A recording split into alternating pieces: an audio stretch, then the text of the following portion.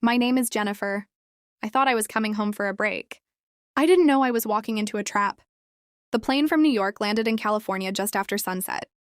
I remember staring out the window, watching the city lights flicker like tiny promises beneath the clouds. I missed home. I missed my room. I even missed my parents. But the moment I stepped inside the house, something felt wrong. The living room was full. Relatives, neighbors, people smiling too hard. And my father is standing in the center, holding a glass, speaking proudly. And we are so happy to announce Jennifer's engagement. My suitcase slipped from my hand. Engagement? My name echoed in my ears like it didn't belong to me. My heart started pounding so loud I couldn't hear the rest of his speech. Then I saw him, a man I had never seen before, standing beside my father, smiling at me like he already owned me. I was 20 years old, a university student in New York. I had dreams, plans, a future I was building with my own hands. And somehow, my parents had decided that future for me, without my consent.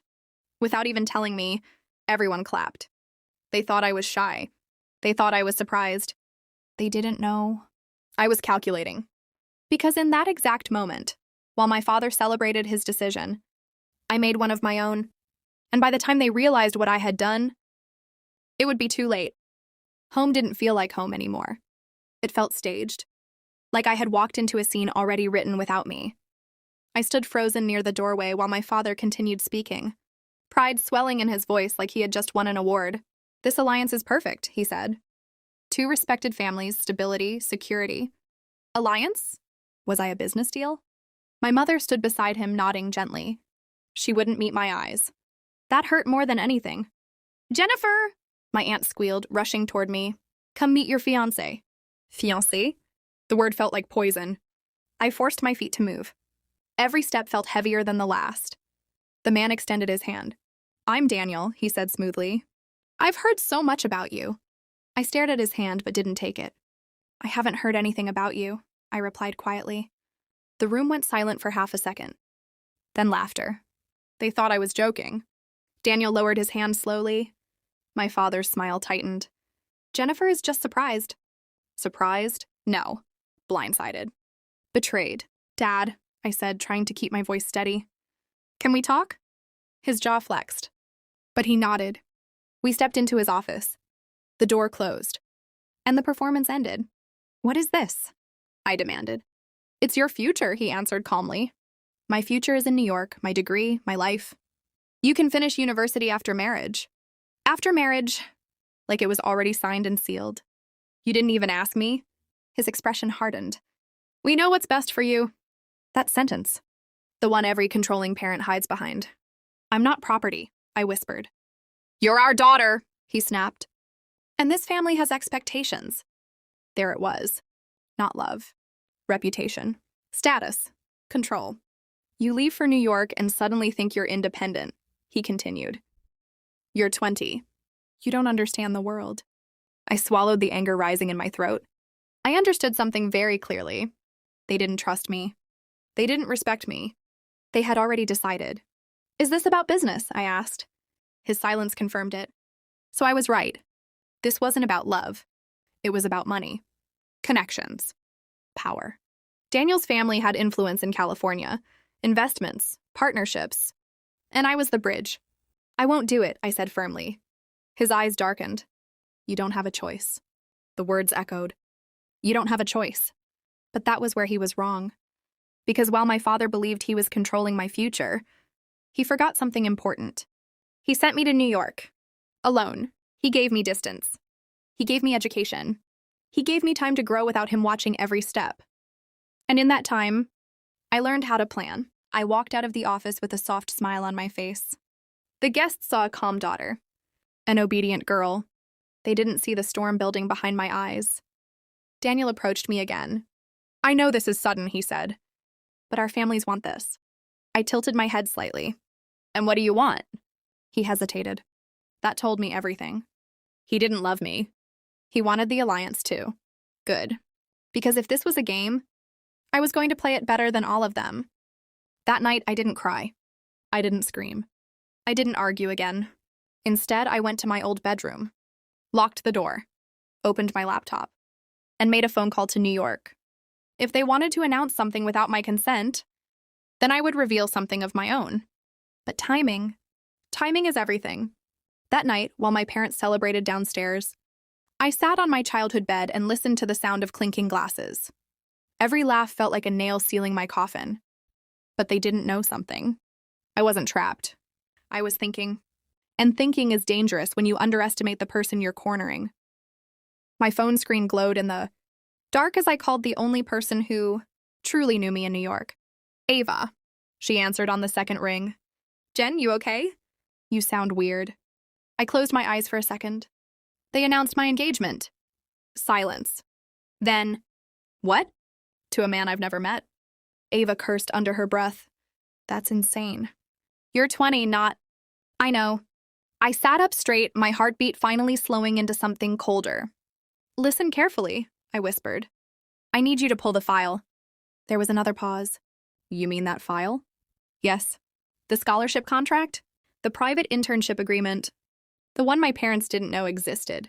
See, during my second year at university in New York, I had applied for something quietly, secretly. A leadership fellowship funded by investors who believed in independent female entrepreneurs. If accepted, it meant two things: financial independence and legal protection through a housing and career contract tied to my professional development. In simple words, if I signed it, I wouldn't need a single dollar from my parents ever again. And they would lose every ounce of leverage over me. The acceptance email had arrived 2 weeks ago. I hadn't signed it yet. I was waiting for the right moment. Maybe this was it. Downstairs, I heard my father's voice again. Proud, confident, certain. He thought he had already won. The next morning, I walked into the kitchen like nothing had happened. Good morning, I said softly. My mother looked relieved. You slept well? Very. My father studied me carefully. He was expecting resistance. Instead, I gave him calm. I was shocked last night, I said gently. But maybe you're right. His shoulders relaxed slightly. Hook. Line. Sinker. I just need time to process everything, I continued. And I'd like to spend some time with Daniel, alone, to understand him better. My father nodded slowly. That's reasonable. Reasonable. I almost smiled. Daniel arrived that afternoon to take me for coffee. He was polite, well-dressed, confident in a rehearsed kind of way. So, he said as we sat across from each other, I know this wasn't how you expected things to happen. That's an understatement. He laughed nervously. I'm not your enemy, Jennifer. I leaned back. Then tell me honestly, did you agree to this because you want to marry me? Or because our families benefit? He hesitated again. There it was. I respect the arrangement, he said carefully.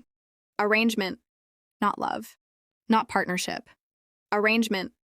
That word told me everything. And if I said no? I asked. He studied me. Your father wouldn't allow that. Interesting. Not I wouldn't allow. Your father. So even he knew who held the power here. But power shifts quietly. And mine was growing. When we returned home, my father looked pleased. How was it? Productive, I replied. That night, while my parents believed I was warming up to the idea, I received an email from Ava. Subject line, contract ready. Sign when you're ready to leave. Attached was the official fellowship agreement. A 2-year program based in New York. Full financial coverage. Startup capital funding. Housing secured. And one crucial clause. Participants must reside in New York and remain legally independent from family financial obligations. Meaning, once I signed and returned, I couldn't be forced into anything. No engagement. No financial manipulation. Nothing. But revenge isn't just about escape. It's about exposure. And I wasn't done yet. The next few days, I played my role perfectly. I sat with wedding planners. I allowed my mother to show me jewelry. I listened as my father discussed business partnerships with Daniel's family. The date was set for 3 months from now. 3 months. They were moving fast. Too fast, which meant something bigger was happening behind the scenes. One evening, I passed my father's office and heard raised voices. Daniel's father was there. Once the merger is finalized after the engagement, everything will transfer smoothly. Merger. So I was right. This wasn't about marriage. It was about sealing a business deal through family connection. And I was the signature. I quietly recorded the conversation on my phone. Insurance. Always collect insurance. That night, my mother came into my room. "You've been very mature about this," she said softly. I looked at her. "Did you know?" Her silence was answer enough. "Mom, would you have wanted this at 20? Her eyes flickered with something I hadn't seen in years. Regret. "It's different," she whispered. "No," I said calmly. "It's not." For the first time, she looked uncertain. And doubt is powerful. 2 weeks passed. Invitations were drafted. Venues booked. Public announcements prepared. They were building a spectacle, which was perfect. Because the bigger the stage, the louder the fall. Finally, the fellowship director emailed me personally. "Jennifer, we need your signed confirmation within 72 hours. 72 hours. I stared at the countdown in my mind. This was it. But I didn't want to disappear quietly. I wanted them to understand. You cannot control someone who has already learned how to survive without you. So instead of signing immediately, I waited. Because my father had planned a formal dinner the following weekend. Both families, close partners, investors, a celebration of the official union. He wanted to make it public. Permanent. I smiled to myself. Let him. Because I was going to make an announcement too. And unlike theirs, mine would not require anyone's consent. The house had never looked more beautiful. And it had never felt more suffocating. Crystal chandeliers reflected golden light across polished floors. Fresh white roses filled every corner of the dining hall. Long tables stretched across the room, decorated with silver cutlery and folded napkins shaped like swans. It looked like a celebration. It was actually a transaction. Guests began arriving before sunset. Business partners. Extended family, investors, smiling faces hiding sharp intentions. I recognized some of the men from my father's corporate events in California. Men who valued contracts more than people. Tonight, I was the contract. My mother entered my room carrying a velvet box. "Wear this," she said softly. Inside was a diamond necklace, elegant, expensive, heavy, like the expectations wrapped around my throat. "You look beautiful," she added. I stared at my reflection in the mirror. A 20-year-old girl dressed like a bride before the wedding. Calm eyes, controlled smile. They thought I had accepted my fate. They didn't know I had already chosen it. Downstairs, Daniel was greeting guests confidently. He looked comfortable in this world, a world of strategic handshakes and silent negotiations. When he saw me walking down the stairs, conversations paused. I could feel every gaze on me. Admiration, approval, ownership. My father stepped forward proudly and placed his hand on my shoulder. "There she is," he announced warmly. I almost laughed at the performance. Dinner began with polite conversation and expensive wine. I barely touched my food. I was waiting. Timing is everything. Halfway through the main course, my father stood up and tapped his glass gently. The room quieted instantly. "Thank you all for joining us tonight," he began. "As you know, this evening marks the formal announcement of the engagement between my daughter, Jennifer, and Daniel." Applause filled the room. I kept my smile steady. He continued. "This union represents not only love between two families, but also a new chapter of growth and partnership. Partnership. Merger. Alliance. Never love." Daniel stood beside him, nodding confidently. My father extended his hand toward me. "Jennifer, would you like to say a few words?" The room turned toward me. This was it. I stood slowly. My heart wasn't racing anymore. It was steady. Cold. Controlled. I took the microphone from his hand. "Thank you, everyone, for being here tonight." My voice was calm, clear. I know this engagement may have surprised some people. A few polite laughs echoed. I glanced at Daniel, then at his father, then at mine. But I was surprised too. The laughter faded slightly. My father's smile stiffened. "I returned home from New York 2 weeks ago," I continued, "and discovered that my future had already been decided for me." A ripple of whispers moved across the tables. My father stepped closer, attempting to interrupt gently. "Jennifer," I raised my hand slightly. "Please, Dad, let me finish." Silence. I looked at the guests. At 20 years old, I was informed of my engagement to a man I had never met. Not asked. Not consulted, informed. The tension in the room thickened. Daniel shifted beside me. This arrangement, I continued carefully, was presented as love. But I recently learned it was something else. I reached into my clutch. My phone. I pressed play. The recording filled the speakers. Once the merger is finalized after the engagement, everything will transfer smoothly. Daniel's father's voice. Clear. Undeniable. Gasps filled the room. My father's face drained of color. The recording continued for another few seconds before I paused it. I am not a merger, I said quietly. I am not a contract. And I am not leverage. The silence was suffocating now. One investor coughed awkwardly. Daniel stepped forward, whispering urgently, Jennifer, stop. But I wasn't done. For weeks I've been told I don't have a choice, I said, turning toward my father, that you know what's best for me. His jaw tightened. But you forgot something important? I pulled a folded document from my bag. This is my acceptance. Letter into a fully funded leadership fellowship in New York. It includes housing, financial independence, and startup capital. Murmurs grew louder. I signed it this morning. My mother gasped. My father's voice came out low and sharp. What did you do? I chose myself. The words echoed. I leave for New York tomorrow. Legally independent. Financially independent. Free from any obligation connected to this engagement. Daniel looked stunned. This will ruin both families, he muttered. I met his eyes calmly. No, the lies ruined it. I turned back to the guests. I apologize if tonight is uncomfortable, but I would rather embarrass myself for 5 minutes than sacrifice my life for 50 years. No one clapped. No one moved. They were calculating the damage, just like my father always did. He stepped forward slowly, his voice dangerously controlled. You're making a mistake. I looked at him, really looked at him. For the first time, I didn't see authority. I saw fear. No, I replied softly. You did. When you forgot I'm a person. I placed the microphone down on the table. The sound echoed like a final decision. Without another word, I removed the diamond necklace from around my neck and set it beside the microphone. Symbol returned. Contract declined. Then I walked out. Behind me, chaos erupted. Raised voices. Angry whispers. Daniel's father arguing. My mother crying. But none of it followed me outside. The night air felt different. Lighter. For the first time since stepping off that plane from New York, I could breathe. My phone buzzed. A message from Ava. Did you do it? I smiled faintly. Yes. 3 dots appeared instantly. What now? I looked back at the house glowing with artificial elegance. Then up at the open sky above California. Now, I typed, I build something they can't control. Because revenge isn't always about destruction. Sometimes, it's about walking away so powerfully that they feel the loss. And tomorrow morning, when I board that flight back to New York, they'll realize something. They tried to decide my future without my consent, until I revealed my own plan. And it changed everything. I didn't sleep that night.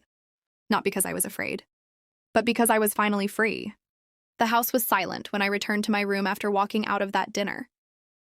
The same walls that once felt like protection now felt temporary, like a hotel room before departure. Suitcase open, clothes folded. Passport placed carefully inside my bag. Each movement felt symbolic. I wasn't running away. I was walking toward something. Around 3 a.m., there was a knock on my door. Soft. Unexpected.